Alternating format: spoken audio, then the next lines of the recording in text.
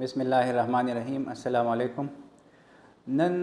د سټ د در په باره کې تاسو سره خبره کوم، خو هغه در چې کوم زیات تعلق چې دی نو هغه د موبایل استعمال سره دی. نن سبا ډېر زیات عام دی او ډېر خلک د دې نه اکثر مونږ ته راشي چې یاره په سټ باندې مې درد دی، ورسره لږ د لاس ته هم راځي، شاته دا اولی چې دی دې ځای ته هم ځي. نو د دې زیات تعلق چې دی هغه د موبایل زیات یوز سره دی چې څوک یې ډېر زیات مسلسل په ګنټو ګنټو استعمالوي. نو د دې لپاره د دې یو سمپل ګوره اسانه خبره ده، لکه زموږ دا سر چې دی نو د دې که مونږ وګورو د دې تقریبا وزن چې دی دا یو 5 کیلو دی، لکه 15 کیلو وزن د مونږ د دې سر دی. نو د دې د سټ سره یو دغه دی چې کومې دا مهرې دي نو دا دې سره په یو خاص په نارمل پوزیشن کې د بیلنس ساتلي. اوس که مونږ داسې مسلسل سټ داسې او مسلسل لکه ډېر وخت په دې پوزیشن کې پاتې شي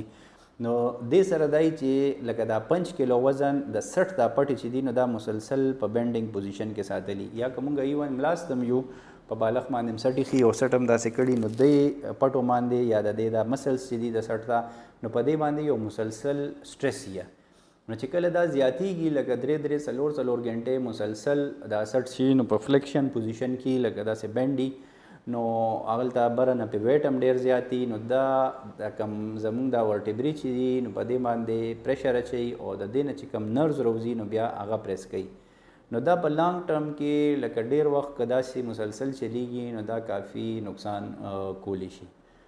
او هغه بیا دی چې دې ته خو نن سبا چې کوم دا بیماري ده نو دې ته مونږ ټیکسټ نیک وایو، لکه دې تعلق ستاسو موبایل ټیکسټ او دې سره دی، دا مسلسل د دې اوور یوز سره دی. خو که فرض که دا زیات شي نو لیټر آن داسې سروایکل سپانډلوسس ورته مونږ وایو چې کم ایج سره وروستو د سټ بیماري دا کیږي نو دا دې خلکو ته ارلی شروع شي، زر ورته شروع شي. داسې دې ته چې لاسونو ته کم نرز راځي نو هغه اکثر ډېر پریس کیږي نو په لاسونو کې لږه کمزورتیا پکې راځي، داسې اکثر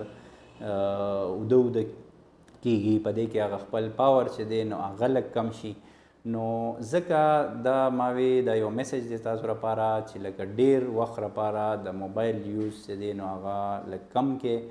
ډېر زیات مه کوئ او خاص کر بیا په ملاسته باندې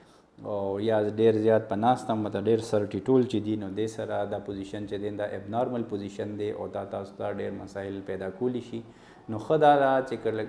ډېر ضروري نی نو لږ غیر ضروري د موبایل استعمال چې دی نو هغه لږ کمول پکار دي. ډېره مهرباني.